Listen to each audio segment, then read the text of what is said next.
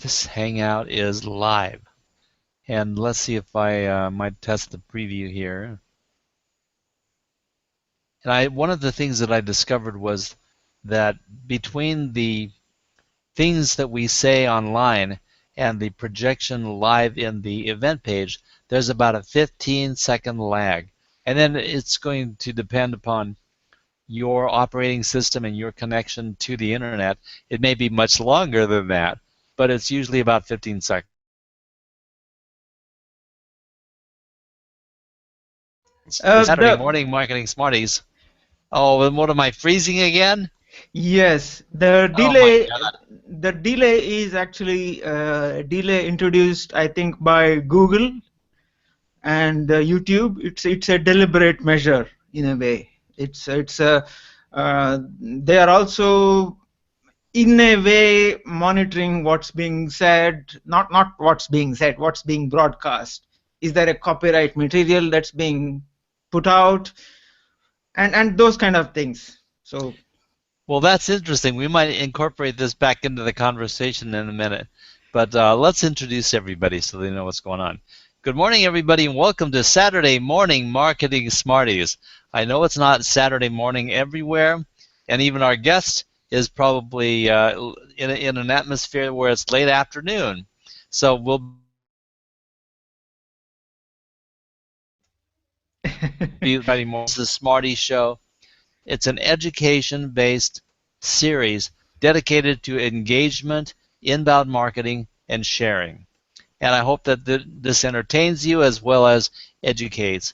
So let's have some fun. We're going to have some fun with our guest in a little bit here, but first I'll introduce my co-host, starting with Karen V. Chin. Please introduce yourself and say hi. Hi, everyone. My name is Karen Chin. I'm a marketing consultant, social media engager out here in San Francisco, California. I am really excited, and we had that conversation today in the green room, about Vivek being here today because, first of all, he's been around, I think, Google Plus for quite a while, and it's the first time I actually met him in person while we've actually exchanged conversations via comment threads and event threads, but just actually face-to-face is actually going to be a great conversation because I know nothing about Android apps and the building of them. So I'm going to be sitting back and enjoying this conversation today.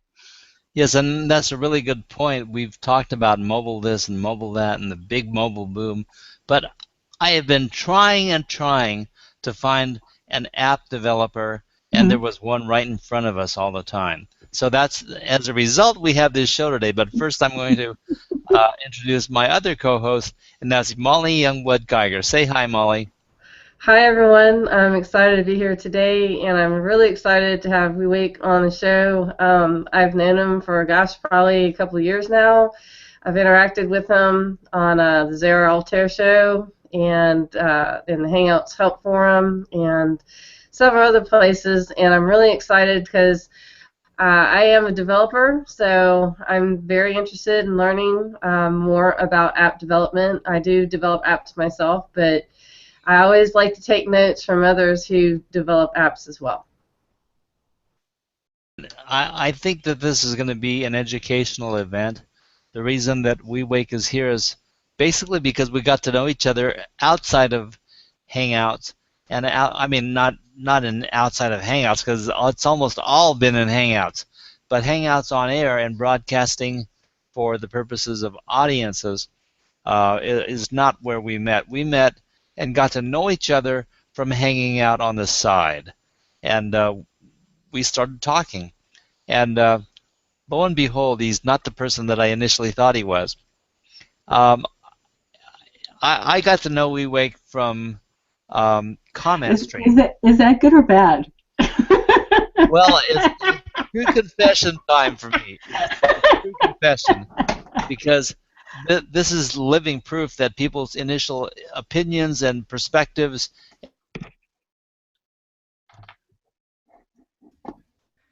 and it just depends on how inaccurate they are. You can't talk yet. I haven't introduced you. You gotta wait for just a minute. WeWake. This is true confession time for me. And when I first saw you in the comment stream, I thought you were a bit arrogant, and I thought you were and I thought you were a bit blunt. And guess what? Those things have not necessarily changed, in my opinion of you, but I do know you much better.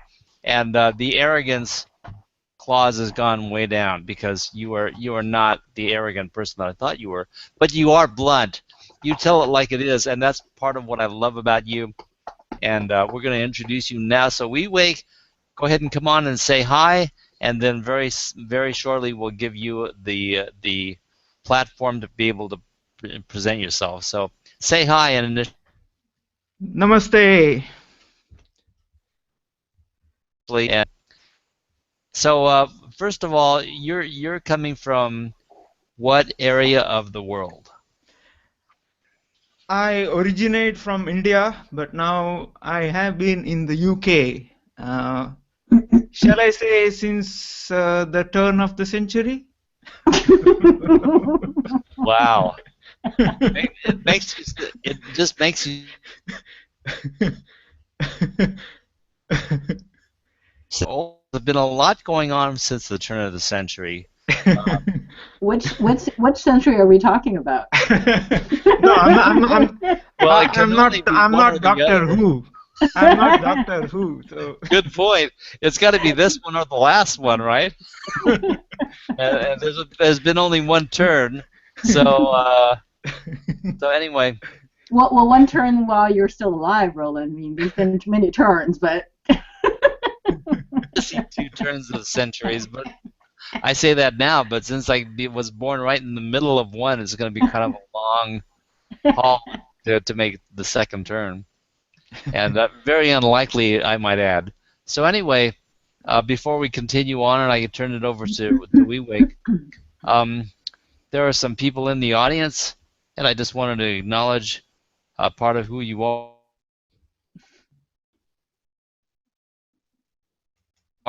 and thank you, Gary. And then Deborah Burden is out there, Conversations with Deborah, and welcome to the Smarties. And also Carlo Savio is out there. Welcome, brother, and thank you for coming and joining our show. And we'll see who else shows up in just a little bit. But in the meantime, we are going to turn this over to Vivek, because you've done something that I think that we should do for everybody who is a guest, and that is that we have a slideshow that shows you specifically as an expression from Vivek what he is all about. And so we talked about it early, and he actually prepared an entire slideshow, and so we're going to go over to him in just a moment. And I also want to acknowledge Michael Thomas, who showed up. Welcome, Michael, and thank you for joining us in the audience. So those are the people that I recognize and know, and we'll get back to them and just see what they're saying and see how they're doing in a little bit.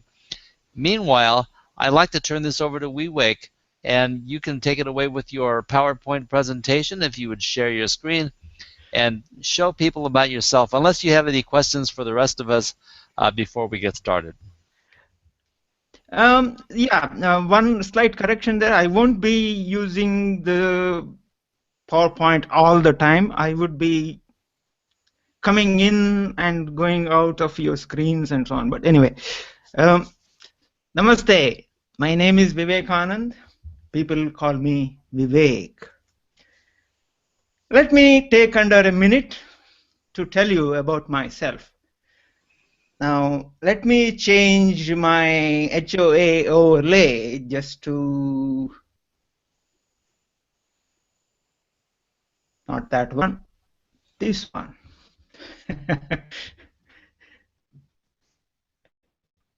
I believe in living a simple life. I believe in thinking differently. I am proud to share my belief with Steve Jobs and Leonardo da Vinci, who said simplicity is the ultimate in sophistication. So, here's my simple way. Avoid the cowboys, work with the Indian. Let the Indian handle technology, and you live an integrated, simple life. Maybe you have lots of projects, and you're struggling to find someone who can integrate and simplify. You can reach me by using the Contact Me button on my website and filling the contact form, or through my Google Plus profile. So let me do a quick screen share and show you a couple of slides.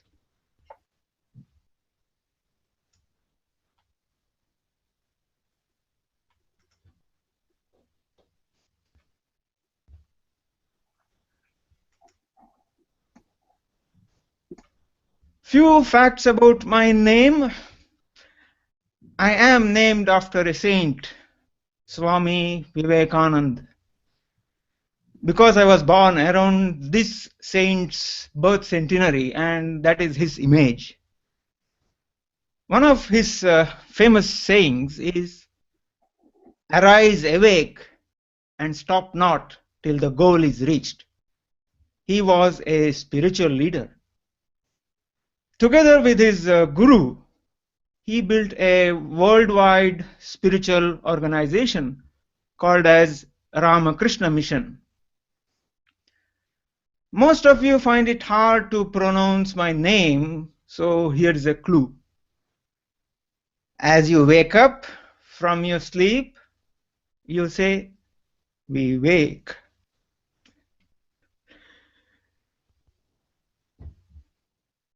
What you see on screen is what my name literally means in Sanskrit. It's a combination of two words. And I think I have taken more than a minute to talk about myself, while not even visible on your screen. So let me come back into your view, and I'll hand you over back to Roland. Okay, the first thing is that I don't think when we wake up in the morning and we're by ourselves, I don't think we think we wake. I think that we individually think I wake, but when we start reaching into the all is one and one for all, and all spirit is connected, then maybe the higher vibration and awareness people might say we as the part of a sum and total of what's going on. But I mean, that's a different philosophical study. Vivek, I have a question for you. I've always wanted to know, what part of India are you from? Where's your family from? I come from southern coast, southwestern coast, called as Mangalore. It's southern part of India, and west coast. So one of the things I would ask is, what traditionally and culturally, what was your family involved with? Were they merchants? Were they what were they my father was a bank manager those days. He retired about 20 years ago. So okay, that's cool. So okay, did we have the next phase of our slideshow, or was there anything that you wanted to pause for right now? No, I wanted to come out of the screen share so that you might have questions, and yeah, so that you weren't hiding behind the screen there. Yeah, I don't want to be hiding behind a PowerPoint or Google Slides and be rattling the right. Slides and not being visible. I am a human being after all, so. Well, one of the things in being a human being is that you are communicating with a lot of people. By the way, out in the audience we have David F. Leopold, one of your other partners, and we're glad to have you, and thank you very much, David, for showing up. And we're welcoming you into the audience stream, so thank you.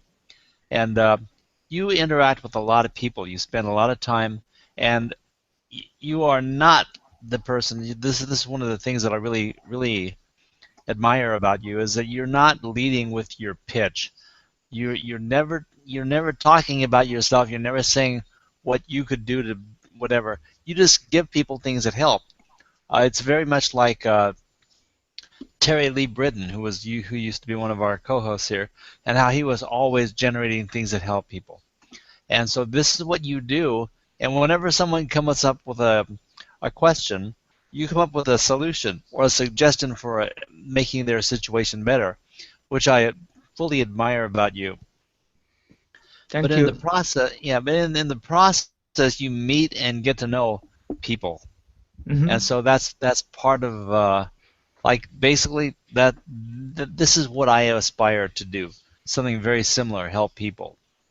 And in the process, I got to know more things about you than I ever thought there were.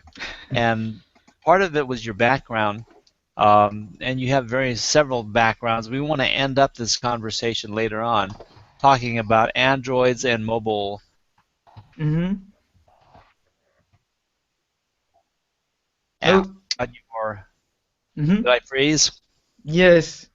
Okay, I'm back. I'm back. I'm back. Am I okay? Yeah. Okay. I think people would be fascinated to know about some of your engineering exploits and the the train and metro in India. So if you would go into that and tell Yeah. us a little bit about that history, it'd be fascinating. Thank you. Okay.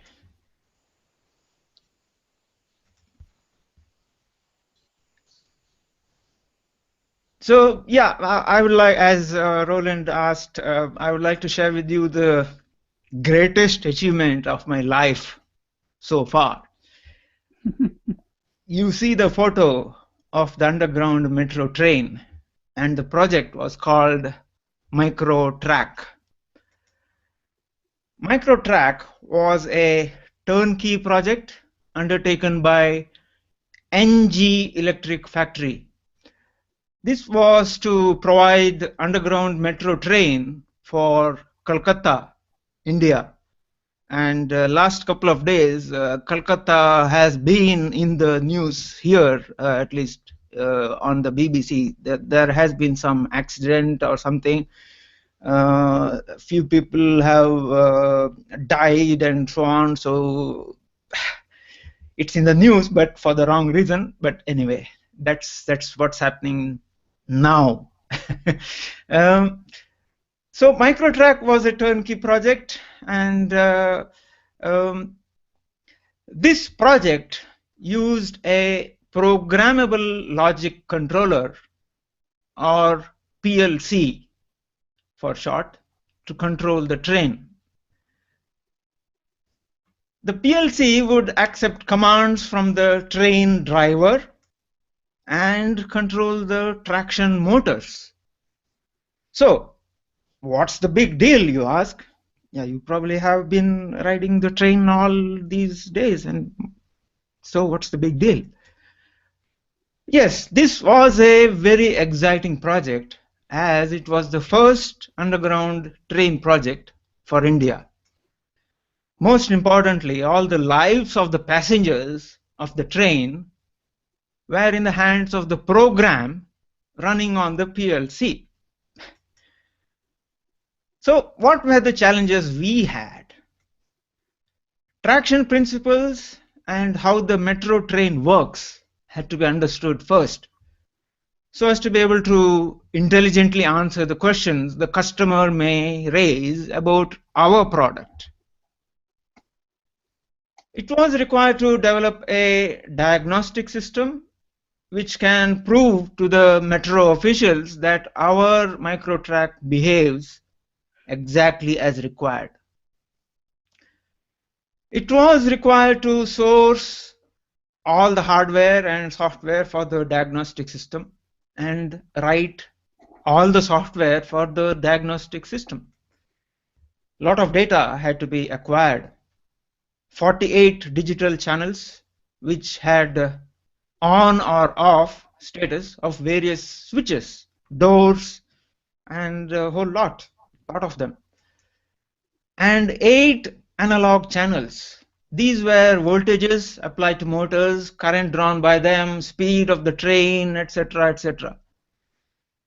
All the data had to be stored on the hard disk at the rate of once every 15 milliseconds. This was a very tough requirement, as the available technology at that time was predominantly Intel's 8086 processor based computer. Long ago, yes.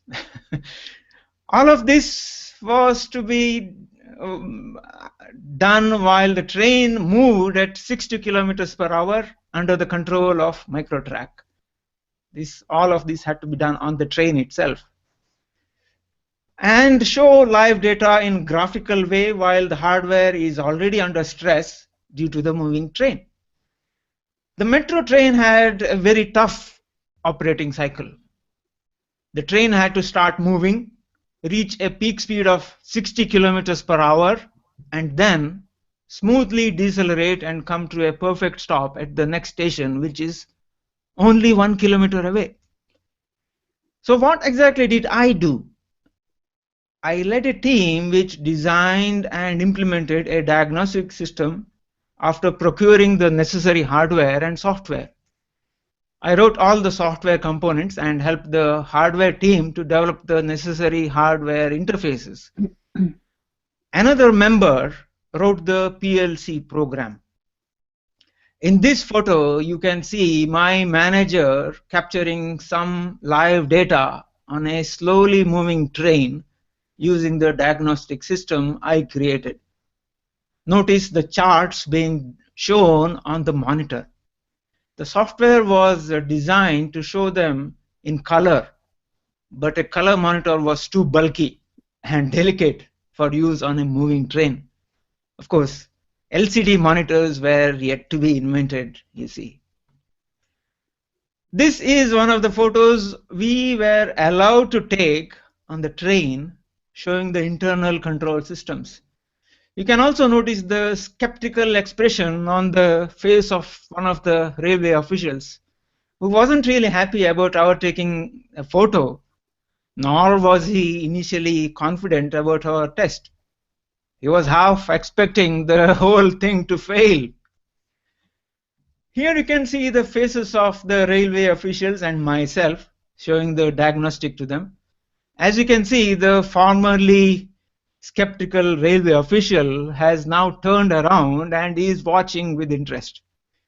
The person sitting next to me is the person who was in charge of the whole project, and he was the one who signed the purchase order and the check soon after this demo. It was a check for 60 million Indian rupees. Okay, well, what does that equate out to in dollars and cents?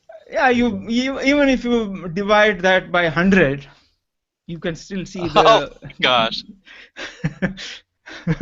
60 million. That was a huge 100. check. Sure.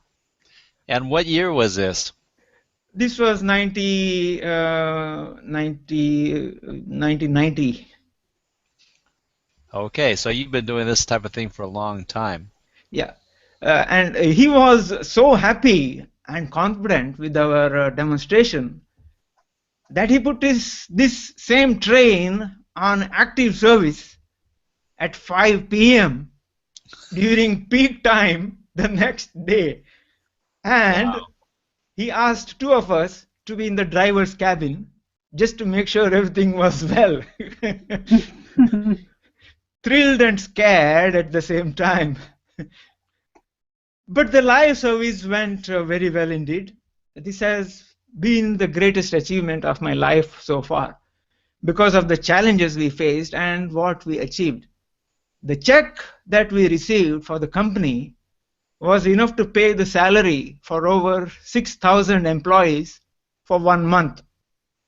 I'm certainly proud of this achievement. Wouldn't you be? Yes, I would. And I think that the expression of it can be wrapped up in how you described your compatriot there, the guy that signed the check. He was excited, and what were the two words that you used? It was perfect. But you have to watch the replay now and get it back. But it exemplified that he was both excited about it and really worried about it at the same time. So it kind of describes the challenge of if you want to do great things, you take great risks. Mm-hmm. And basically you were just right in the middle of something. They asked you to solve a problem, and the problem involved taking something that had a digital interface and digital controls and make them do physical things. And that's what I think is just so fascinating. And furthermore, if you can make a train go or not and time it out and do the research and data collection and all that stuff on a moving train and have it digitized at once, I suppose a mobile phone app is a much easier thing in general. Yeah, that certainly life does not really depend on that. Yes. So, I mean, the point is being that if we're looking for a qualified person to develop a phone app, I think that you qualified just fine.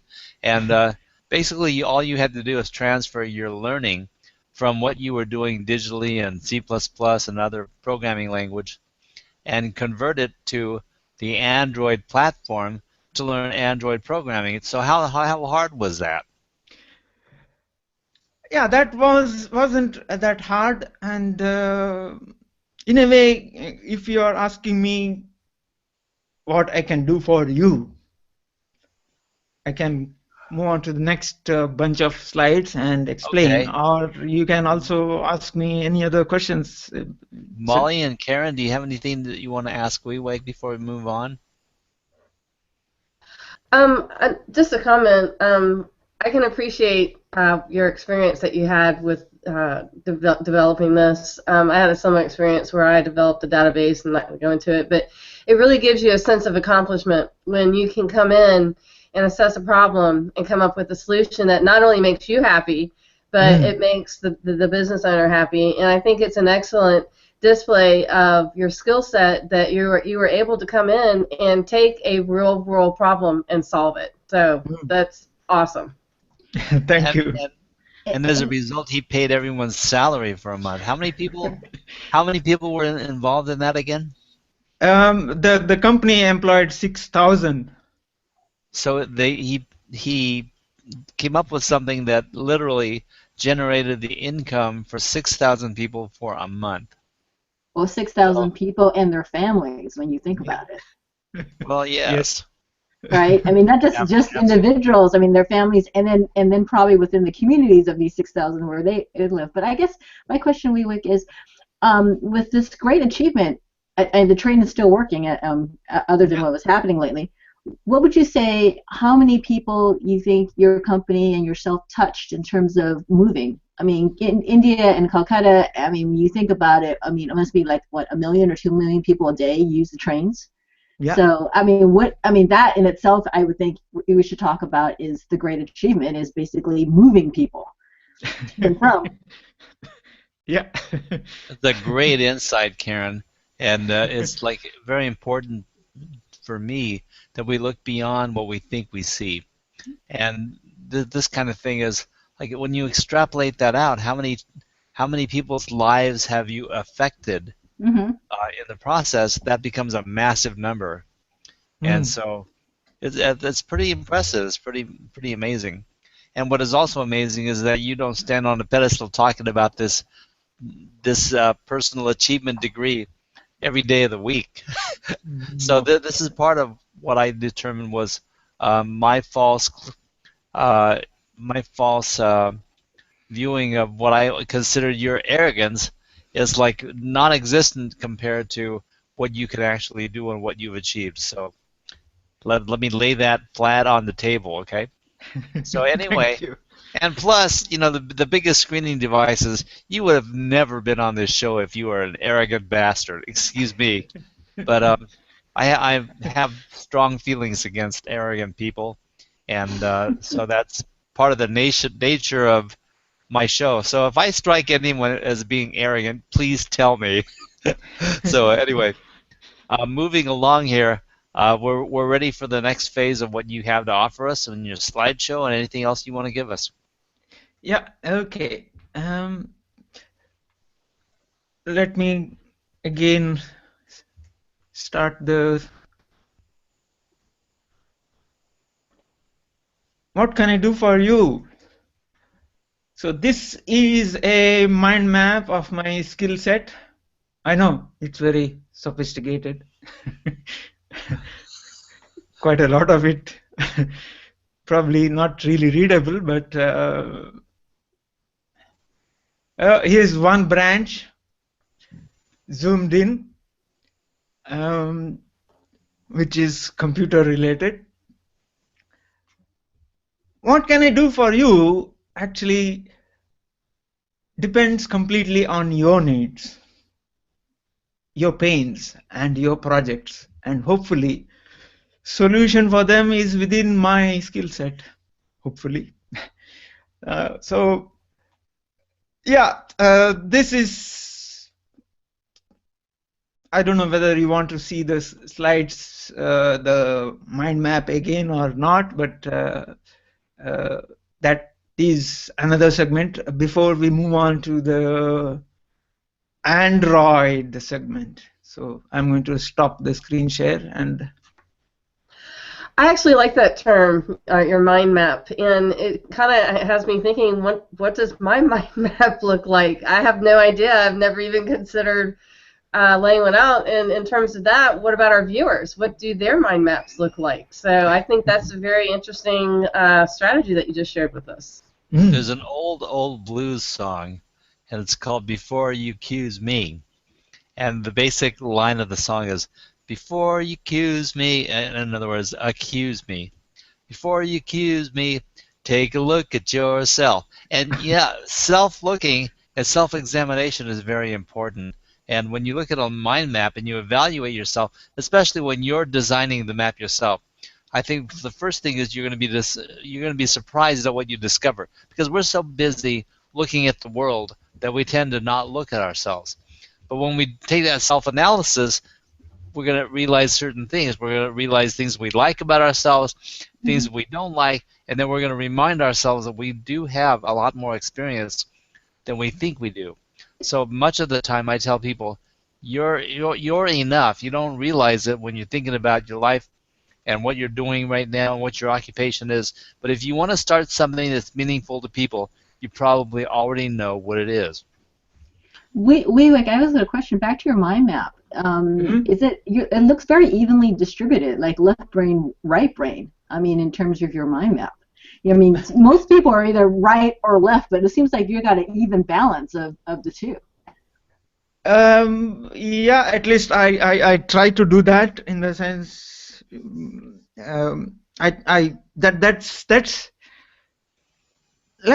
that's probably one of the advantages of meditating regularly, or at least meditating over a long.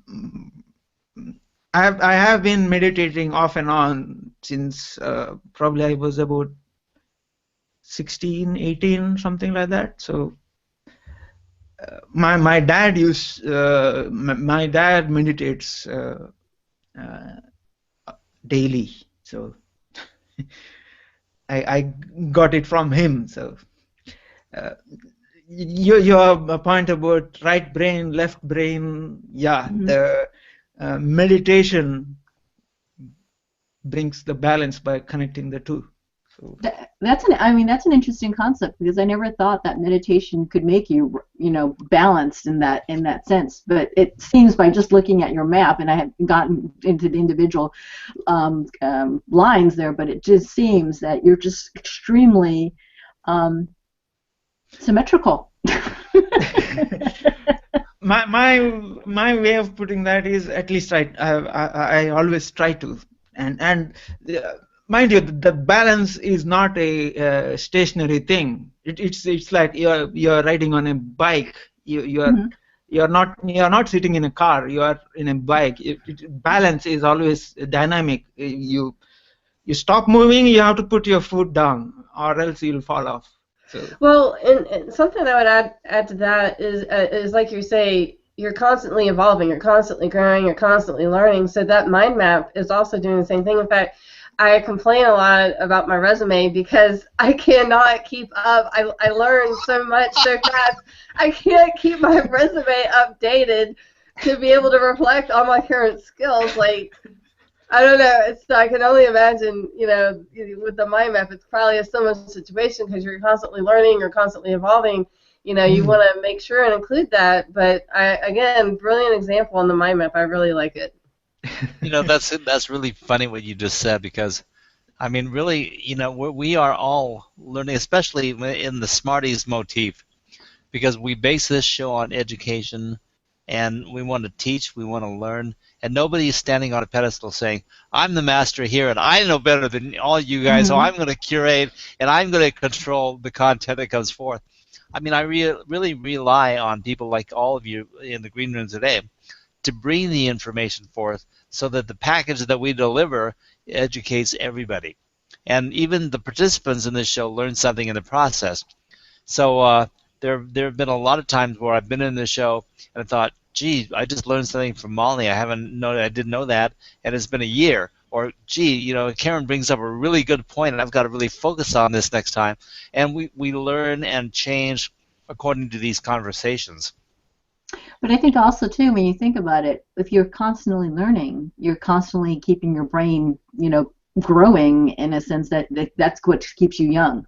Because I think when you stop thinking, you die, right? I mean, you just, I mean, in a sense that if you are constantly learning and sharing and growing, I mean, I think that's what keeps people much younger in spirit and in mind, and in body too, when you think about it. I mean, when you think about the last century, where I think the average age is 40, 45 years old in the beginning of the last century, and now when you think about how long you live today, I mean, people can live up to past 100 now easily. I mean, the Queen Mum, for example, lived up to 102, right? I mean, think about what she lived through from the beginning of 1900 to basically 2002 when she passed on. What her life experience was like. Okay, so I'm going to add my bit of understanding and knowledge to the day and the broadcast, and that is that we've been talking about left brain, right brain, and I've read some recent articles. And when I say recent, it might be a year, maybe a little bit more old. But the articles that I've read and the research that have done suggest that there is no such thing as left brain, right brain synapses going on. The studies proved that basically the both sides of the brain are firing, and they have nothing to do with the personality types or how a person is. Basically, we just decide what we like and what we're going to do, but it does not have necessarily anything to do with left brain, right brain. Now, I'm not through doing my research, but I think it's fascinating. Anyway, obviously this is a little bit off the subject that we want to pursue for the rest of the hour. So with your permission, I'm going to jolt us back into the reality of what we had initially planned, and that was to have a discussion on mobile apps and Android and developing that. So I would like to shift gears a bit, and we can let Vivek go again and talk about it. Before I let you go, though, I want to say hi to Kathy Pop, who is out in the audience and contributing, and thank you very much. And it's pretty funny. I want to show what she wrote here. First of all, she said, it's good to see you all having issues with my wireless adapter on my laptop. And by the way, I don't know that you're the only one having issues, because some people say, I'm getting the stream just fine. There are no interruptions. And then even the rest of us, even in the green room, have experienced some of the static freezes and so forth going on. So I really think it's depending upon the individual networking and the local connections, and I think that's probably what we're suffering. So there's really nothing that we can do from the green room. If some people are saying, well, they're seeing us stream just live, just fine, and then the rest of us are saying, well, Roland, you froze. Well, there's nothing much we can do about it, and so your experience will be your experience, and we'll see what gets recorded. So that's for future reference. But anyway, Kathy Pop was out there, and she was saying regarding that last part of the conversation, I am both right and left-brained, and I think that contributes to me being tongue-tied sometimes. I love your humor, Kathy, and thank you very much. But I think that what we're going to discover is that we are all indeed left brain and right brain, unless you've had an operation that says otherwise, and that part of it is the decision to be a certain way or a certain other way. And we attribute that to being left brain, right brain, but it's just a discussion of how people's personalities are. So now, back to reality and a discussion on Androids, and I'm going to turn it back to Vivek. Tell us about Android. Yeah, I on screen. I'm showing these are screenshots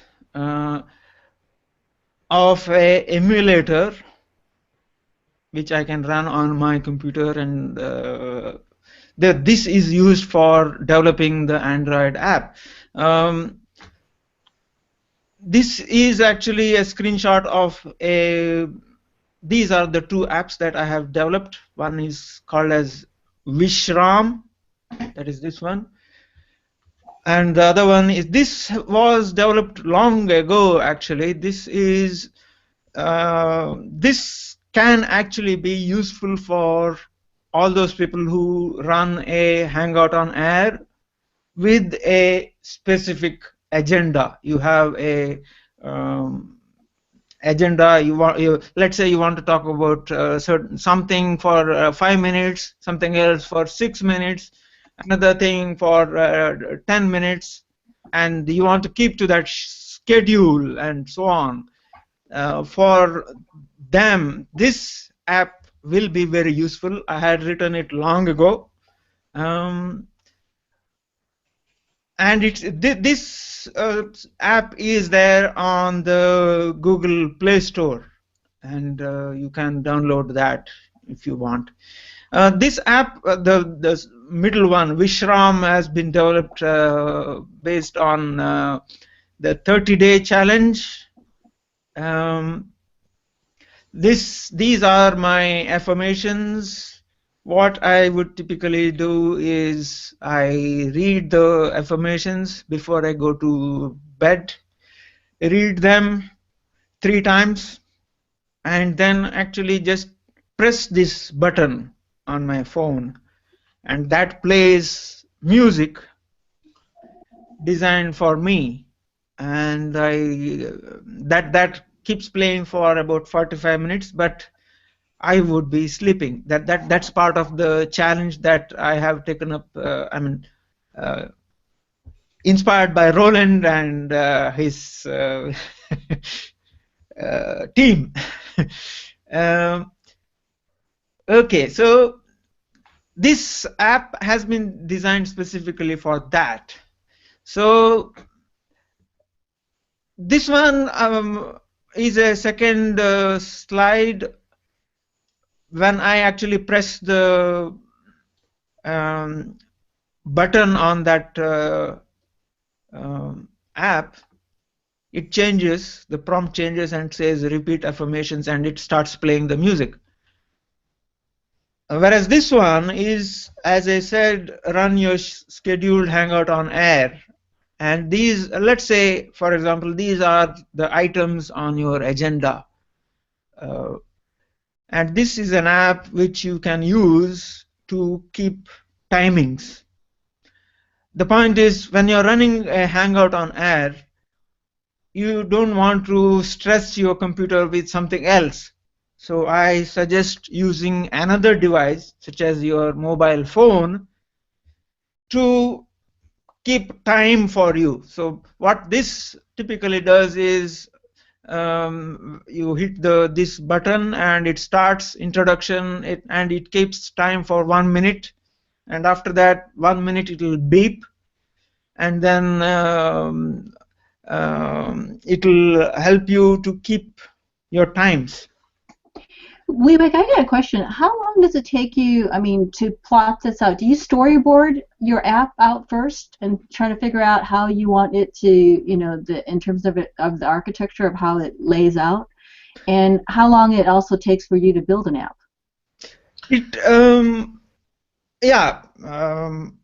I do lay out a kind of, this is what should happen when user does this.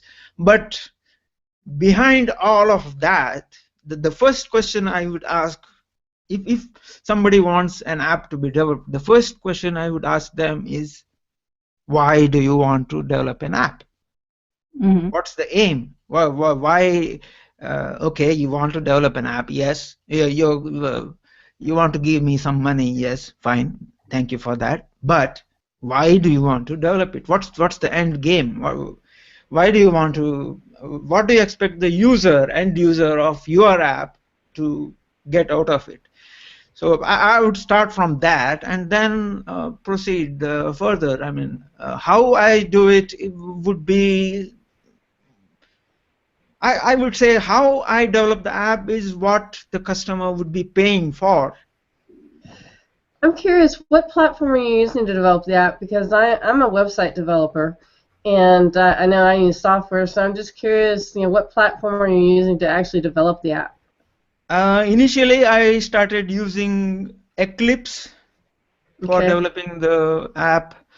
Nowadays, I'm using Android Studio from Google.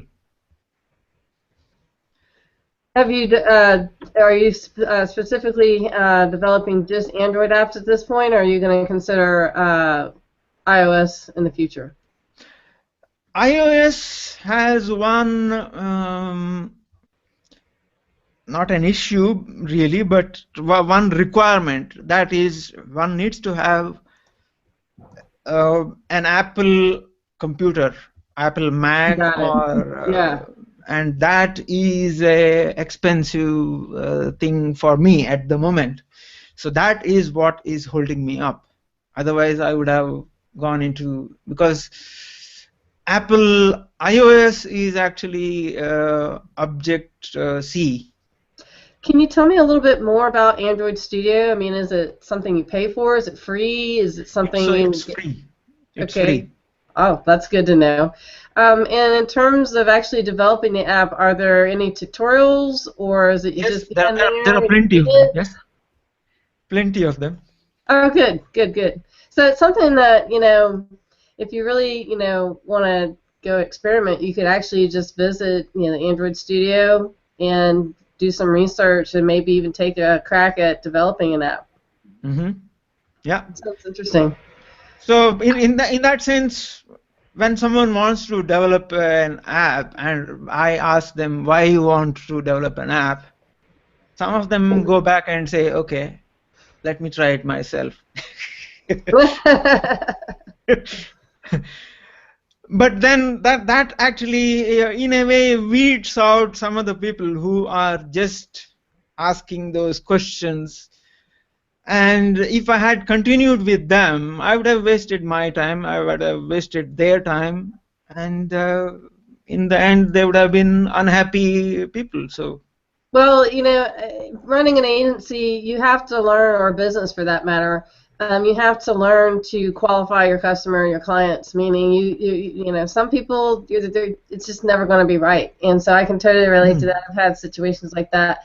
But I think what's important about this is, in terms of mobile usage, more and more users are turning to a mobile device, which means, if you're not using apps, or maybe you don't have an app for a business, it might be something to really consider getting done, because, people are searching from a mobile device. There's probably be a good idea to have an app for your business.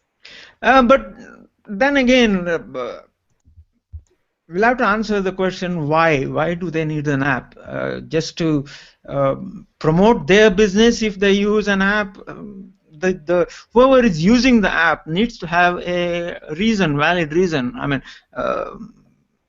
okay, I download this app from your company, then what do I get?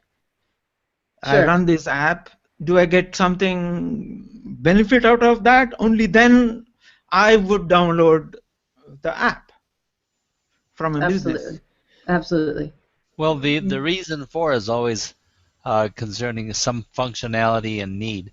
So it either entertains, or it educates, or it feeds information, or it controls something, right? I mean, those are the basic fundamental things that apps are going to do. They make people's life easier by reminding them, keeping them on track, notifying them, or serving an information source feed so they can update themselves on news feeds or what's going on, or keep track of things that they're doing. So it's always a functionality issue, and either that or it's entertainment. Well, I mean, also too, Vivek, I mean, I guess the hardest part is downloading the app is easy, but actually using it and going back to it for your clients who have customers. I mean, what has that been hard? I mean, do they come back to you and ask, how can I get my clients who've downloaded or customers have downloaded the app to continually use it, because I mean what happens is that you download it and it just sits there, and then most likely eventually it gets deleted. I mean, that to me seems like the hardest part is you have an app. Why you have an app is the question, but then after that, how do you continue using that app?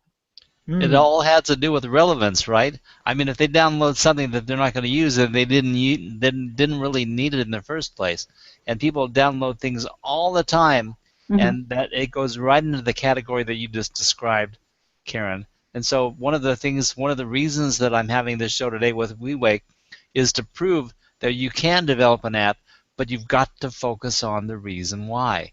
And when you come up with the reason why, you can determine the how and what you want the client to do and how you're going to serve them. Well, and I would actually add to that, Roland, I think one of the important things of having an app, because is you can put the app in the Google Play Store, that's fine, but what about promoting the app? What are business owners doing to promote the app? And just so everyone out there knows, if you're using AdWords, there is a campaign that you can use that is specific to promoting just an app. So I think in terms of sharing with your customers, if you have an app, to promote the app, maybe even send out reminder newsletters about the app so people don't forget. Kind of like Karen was saying, they download it and then what do they do with it? They stop using it. So maybe if you, as a business owner, send out an email or a text blast, or maybe even if you have a brick and mortar, have a sign in your store, use our app to kind of just remind people that we have an app out there, and they don't forget to use it. Yes, and the strategy behind an app is something that really needs to be considered. And in line with that, Deborah asks a question that maybe we can address, or all of us can address, and is very valid. Before we do that, the app may be a free thing, or it may be a cost thing. And what has to be considered by the developer and by the resource owner is, do you want to attract customers or just make a buck? And if you focus on the money, you might have a very short-lived app. But if you focus on something with your app that is easy and cheap to attain and download and use, you have to consider what branding opportunity you have here. And if you become a household term, you're going to get way more influence out of being known by hundreds of thousands and maybe millions of people than if you sold 1,000 apps. So, actually, a good example of that is Angry Birds. That app, when it first came out, was 100% free. I mean, look at what it's evolved into. It's a multi-million-dollar, industry now because of a free app. Because of a free app. So you want to, and just don't say, okay, I guess I got to develop a free app then. Darn, I'll figure out how to monetize it later. Focus on the purpose of the app, exactly what WeWake said, the need of the people, develop that, ask them, vet them out so you understand what they're trying to achieve, and then determine what the app is going to be all about, whether you're going to charge for it or not, and how you're going to promote it is definitely the next stage. So Deborah Burden had a question for you, and I'm going to place that on the screen. WeWake, if someone wanted an app to use for mobile advertising clients, but allow users to store their DMO on it, can this be done? The app would be given away. So I'll turn that over to WeWake and let you comment. What is a DMO? Okay, Deborah, we need for you to define DMO.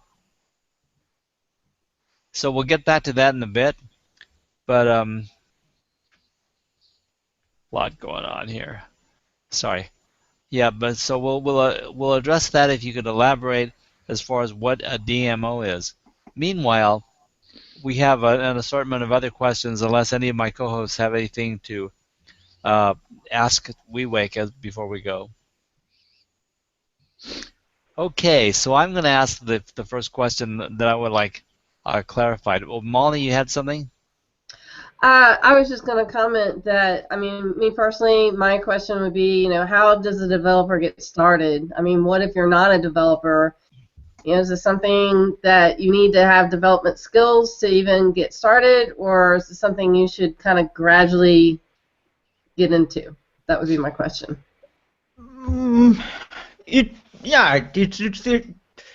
It's like whether you want to.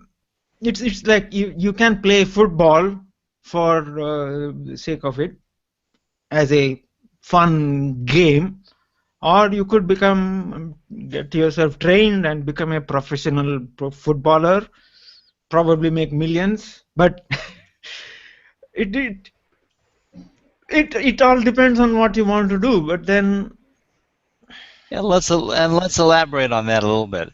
If you run into people and take offense, you probably don't want to be a football player. If bumping into people or not grappling with bodies is not your thing, you're not going to want to get into football. But so the nature has to be there to start with, and then same goes with the software development as well. I mean, if you have the basic interest in that logic, right. and so on, then yes, probably you can. And Android Studio is, at least that's my opinion, and my opinion is going to be biased because I have been programming for more than 25 years, so it's a bit difficult for me to answer that question. Okay, we'll pull everybody from that bit of a cliff there. Back over to Deborah's question. She defined DMO, and DMO is daily method of operation. So if someone wanted an app to use for their mobile advertising clients, but allow users to store their DMO on it, which is daily method of operation, can this be done? And the app would be given away. And if I could interject, I'm sure it can be done, and then the question is exactly how you do it, because the information can be stored. It's just about telling the app and the program and the software how you want it to process. And obviously, WeWake has shown that you can run a train system with the app processing. So, of course, I think that your objective could be done, but it probably involves much more of a conversation than we can answer here with the little information that we have. Correct me if I'm wrong. I think it goes back to what Vivek was saying about what is the purpose of the app? What is the purpose of it? Is it going to help your customers? Is it going to help the business?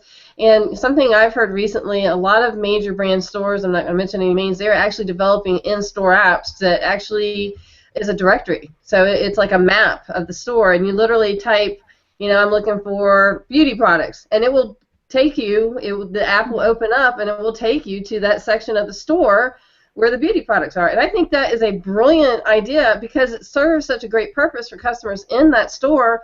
It's going to save them time. They're not going to have to go through aisle trying to find beauty products. It's going to tell them direct on their phone. Plus, it creates another opportunity for the brand store to interact with that customer and build brand loyalty, customer loyalty. So I think it all goes back to his main question: what is the intent? What is the purpose of the app? Is it there to help people? Is it there for a purpose? Exactly. Now, we are bound to go over time with this, and I'm glad to do it by however many minutes it takes, because there are some things that we want to cover before we let you go, Vivek. But I wanted to mention that Gary Whalen made the comment out there, and he says, after almost an hour, I still have no idea what an app is. Glad I'm not selling stuff anyway. So, Gary, your point is really well taken, because a lot of people have heard the term app, but they don't know what it means. And so basically, app is short for application. And then beyond that, the application is basically anything and everything that people want to do on a digital device. And it's a software issue, and then we develop software to do a job that is beyond the person's capability, or it simplifies their capabilities in something condensed so they can do it more efficiently and better, more timely and cheaply. So that's basically what an app does. And pretty much today, the entire world is transitioning into being run by apps or by software. Yeah, I mean, I would think that, being an app designer too, I mean, there's other things that are also included besides building the app, but I would imagine, you would have to either you or maybe you're working with a team to produce actually the content for the app, the graphics for the app. Because I mean, it's not just coding and boom, you have an app. You actually have to have skin and bone. You have bones, but you got to actually have some flesh onto your app. And that too, what I imagine takes a while. I mean, in itself, it's kind of like a mini website, but an app. But it's condensed to do certain things to make your life easier, and that's the reason why you would download an app, or for entertainment. I'm so busy in interrupting WeWake. I mean, what you've said right there, Karen, is extremely important, because you can have an extremely fast website, you can have the fastest thing around, but if it is but ugly, what is the use of that? What is the use? Or you can't even understand what it does, right? I mean, in terms of the content or the structure of the app, right? If it's not digestible, if it's not pleasing, people aren't going to stay away either. So the look and the cosmetics are very important, very, very important. So I don't know how to wrap this up, but there are a couple of questions that I wanted to ask WeWake to address, and we kind of covered the subjects. Can I answer what Yes, you may. Karen Yes, you just may. said? On screen you would see my app that I had developed long ago.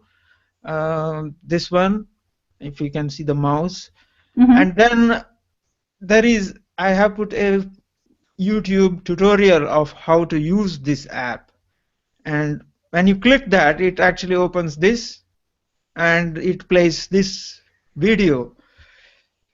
You asked how to use it, or of course I did not have any graphic designer as such when I created this whole thing. It was me. It was everything was me. I had to be the developer, I had to be the graphic designer, I had to be the tester, I had to be everything for this app. And the content writer. Yes. Okay, so I'm going to go launching off into the couple of questions that I would like to cover before we wrap it up. And our hour is gone. See how fast that went? Anyway, there's this the subject of various platforms on Android, and they've got these names. There's the ice cream sandwich, there's the jelly bean, the Kit Kat, and the most recent ones that people are using mostly are lollipop and marshmallow. Now, those are just names, but basically they mean the most updated version or the most advanced version, and you get the more advanced versions on the more recent and more modern and new smartphones. So that being the case, it's kind of like are you using Windows 7 or Windows 10? Don't use Windows 8, whatever you do. And are you using Windows 7 or Windows 10? And some of us are stuck on Windows 7 and don't want to move, but we will eventually. Same way, we have these various degrees of phone operating systems. And what can you tell us about the operating systems, WeWake? All those Kit Kat, lollipop, and all that, they are all actually code names for Android. Android is, I would not really call the Android as such as an operating system per se. Some time ago, somebody made a joke about Windows, and this was Windows XP. Windows XP. They said Windows XP is a graphical shell running on DOS, disk operating system, and it was actually the people took that as a joke, but it is not. It's actually what's the reality. That was the reality. With Android, very similar. What's under the beautiful graphical screen that you see is a Linux operating system that runs, and Android is actually a shell, which graphical shell. Thank you for that clarification. So So let's extend the conversation on that and say, is it really pertinent that people upgrade to Lollipop and Mushroom, and can they do it from any device? Because I think it depends upon how old their device is. You mean marshmallow, not mushroom. Whatever. Yeah, I'm too busy in my brilliance to remember the names. Yeah, It's all sweet candy related, not we've got to mushroom. have some comic relief in this, you know. But yeah, that was a real sweet compliment to what we'll do today. So Awesome. anyway, what about the operator? What about these shells, as you say? And is there a better one, worse one? Is there, like, for instance, like I don't want to use Windows 10. I want to stay with Windows 7. So what about Lollipop and Marshmallow and KitKat and the various shells? it's actually, as I said, it's more of a shell, but then the shell provides you certain things, interfaces and so on, to the underlying operating system. Okay, So so let's put you on the spot here. Your apps, where are they functional, and are they non-functional on some of those shells? it actually depends on how they are developed. I No, I'm talking about yours. yeah, I developed them to be compatible with the oldest version of Android, and when Ah, you do that, it will run on the most modern one as well. Of course, the most modern one will give you certain features which are not available in the old one, but again, it comes back to why you want those features. Do you really need them? If the end user doesn't really need those features, don't incorporate it. Don't put them. It goes back to my that app that I showed, Loweland, the Vishram app. The whole point of that is simplicity. Make it simple. So it goes back to the whole operating system, right? Where people businesses especially don't always download the latest and greatest because their They don't need clients, it. they don't need it, and they can't support it, and they rather have the bugs get fixed first before they actually even go out and actually Mhm. download it. And also their customers are probably using older versions, and if you always download the greatest and the newest, most people are on something that they're comfortable with. That if you're on something that's so new, many people won't be able to actually even see your stuff. I mean, to put it quite simply, right? Yeah. wow. Have I We are, answered your question, Roland? yeah, yes, definitely. And the last one that I wanted to incorporate, because I really want to know this, and we can discuss this for a couple of minutes, and you can all chip in, and that is that, do users of downloading apps have to be careful about what they download? Because I understand that this can be very dangerous. One of the articles I read, and this was like a year ago, okay, they Mhm. tested a couple thousand app downloads, and out of those 2,000 or so downloads, they also discovered that the connected URLs, because of the download, like you have different things associated with the download, and you have advertisers, and you've got various things. Because of spam and advertising, the 2,000 downloads connected to like 250,000. That's 250,000 different URLs. And so that's like the app downloaders don't realize this, that when they download something, they probably are opening themselves to potential connection to Mm. spam attacks, viruses, and automatic advertising and all kinds of stuff going on that they're not aware of. They think they're downloading a good app to benefit from and use and have fun with and educate themselves, and then they're connecting themselves to all these possibilities. And that is the reality of this new system of mobile advertising that's come out of the last few years. I would actually like to comment on that. Security is one of the main things that people downloading apps or visiting websites should be made aware of. And I know just recent articles I've read that Google's published recently, this is going to be one of their main things this year. In fact, and I don't know if this is true for app development, but I know for websites, Google's going to start penalizing websites that don't use a secure socket layer.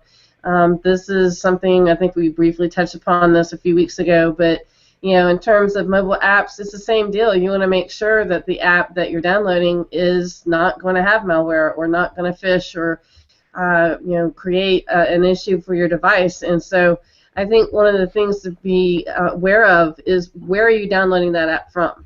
Now, it's pretty safe to say that if you're downloading it from the Play Store, that it's going to be okay to download that. But there's other businesses out there that they've got downloads from their website, or they may be marketing it. So just a word to the wise: just make sure when you're downloading an app, you're downloading it from a trusted resource. Well, back to the Play Store. I mean, it's pretty much free, right, to upload your app so that people can download it. I mean, there is no charge, is there? There is a you need to register yourself as a app developer, for which there is a small fee. I think it's very $5 or something like that, $10. It's very nominal. It's not like thousands of dollars, right? Yeah. And I think Google has that in play because they want to make sure that the developers who are uploading apps, they are quality, meaning they're not going to support an app that uses malware or phishing or could potentially crash the device. But it comes back to the same. Do you allow advertisements to support your app or anything else or not? It's a $1 million question or a $1 billion question, however you look at it. So I don't know the answer to that, really. Well, advertisement actually runs a lot of companies. I mean, Google as such their main revenue comes from advertisement. Well, a workaround around that is instead of just downloading, say, the app from your website, you could actually maybe advertise your app in the Play Store, meaning a link to your app in the Play Store. So then when the user clicks that link, it takes them straight to the Play Store, and they have at least some sense of security because they know, well, I'm not just blindly downloading this app off the internet. I'm at least at the Google Play Store, so they know, okay, well, there's some sense that this... but I think what Roland was asking was when you download these free apps are typically supported by advertisement. Yes. You download an app and then that's AdWords. I mean, if you have an app, and his question was about those AdWords and the links that they relate to can be anything. I can assure you, those links that are advertised through AdWords, those get reviewed. Every single one of those links get reviewed by the AdWords team, and if it leads to malware or a phishing site or something of that nature, the ad will get disapproved. So there have been changes in the last few months or so, because I'll read you an excerpt. I found that article, and this was from a year ago. So I'm sure that there are better things that are taking care of the security of AdWords and those connections now. But this was a Google Play research project. So 2,000 apps were downloaded from Google Play. Many connect to ad-related sites and tracking sites, and while some connect to the much more dubious sites that are associated with malware, which apparently it's being addressed, but the advertising still goes on, and people don't realize what's going on. So the problem is that this activity often takes place without the owner being aware of what it is going on. So the people are unaware. Whether they're screening the malware or not, the advertising continues. And that just taints the system to me, because even though I believe in advertising as a support group for anyone doing whatever it is, I believe that advertising is a positive thing, but I do not think that the people, the consumer, are ready to realize, you know, when I buy this thing, or if I buy into this thing, I'm also going to have to put up with a lot of pitches. There, I there's think something known typically, as sorry, Molly. malvertising. Malvertising is what you're referring to. And there is a dark side of advertising, and they call it malvertising. And what it is, it's not necessarily related just to apps. It can be websites, it could be blogs, but it essentially creates a sense, oh, I'm going to a safe site within the text. But when they click the link, it actually takes them to malware or phishing or some ransomware. That's another thing to be aware of. Ransomware is the worst. I mean, that they literally hold the user hostage, and if they don't pay this fee, usually it's $200-300. And then what's really worse about the whole thing is they pay the fee, and then they still can't use their computer. And I've actually removed this virus like 4 or 5 times from different friends. They were unaware. They clicked the link. They thought they were going to a safe site or a safe app.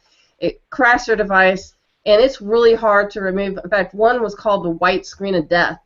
And I remember I had to actually go get an external hard drive, go download malware. I had to rename the programs because when I would put it into the device that was affected, it knew it was malware. It knew it was trying to clean the computer, and it would shut it down. And it took me like 8 hours of rerunning it and rerunning it and rerunning. I finally got it clean. But I mean, this one, it was bad. It was really, really bad. So that's something that people need to be aware of is malvertising. So and here's a trick. Whenever you're going to click a link, before you click it, take your mouse and hover over the link. And what will happen is the link that you're about to visit will actually, you'll see a little pop-up. And so you can always double check before you click that link. If you hover your mouse over that, you'll see the actual URL you're getting ready to click. And if it doesn't match what you're looking at, don't click it. Great tip. Now I'm just going to have to wrap things up, and we're going to go back to Vivek, and you had something to add to this, please. Yeah, in response to what has been said already, I'm going to just simply say, of course, you may think that it's self-serving, but typically if you download a free app, you are likely to be thrown all these ads. If you buy an app, then most of the time the developer has got his whatever he wanted pound of flesh. Yeah. This kind of flesh. And yeah, so okay. Other than that, I was going to share a couple of screenshots of how to contact me if you need to, Yes, and so go ahead on. And do that. Go ahead and do that. Yeah, so that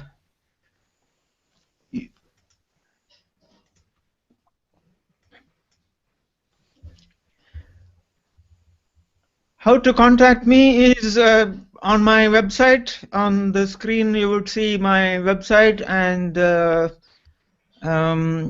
contact me form. You fill in that form, and you can contact me through that.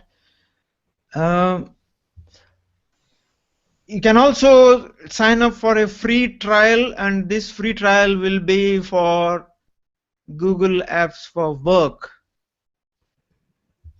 And you will be signing up with Google, not with me as such, but you can sign up for free trial, and then if you use the link from my website and you sign up, I would get a little small contribution from Google. I think it's called as affiliation link or something like that.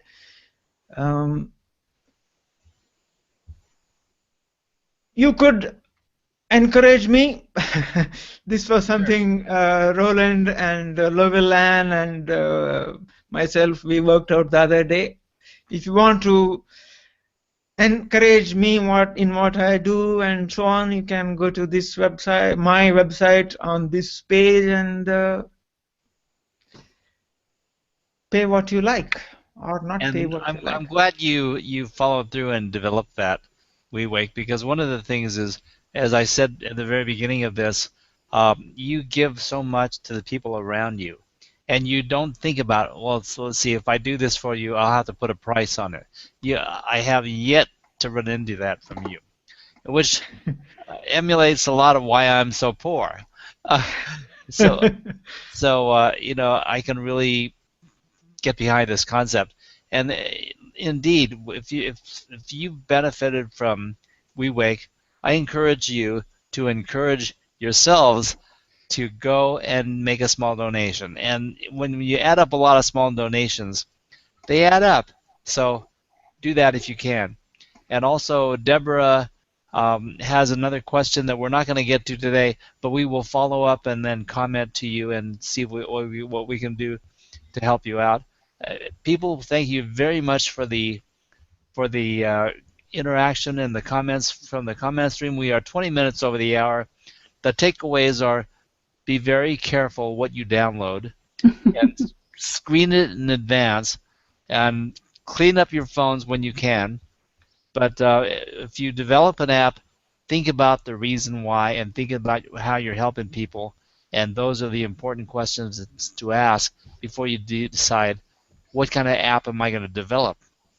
And once you come to that, let's think about how we're helping society and what the value is, whether you're going to make a buck or whether you're going to help people and your name becomes this explosion of virality on the internet. So there are a lot of things to consider. In the meantime, as I said, we're 21 minutes over the hour now, and the longest we've gone on the Smarties show, and I'm going to wrap it up. And I want to thank WeWake for being there, and also our co-hosts Karen and Molly. Thank you very much. And this is Roland signing off for Saturday Morning Marketing Smarties. Good day, everybody.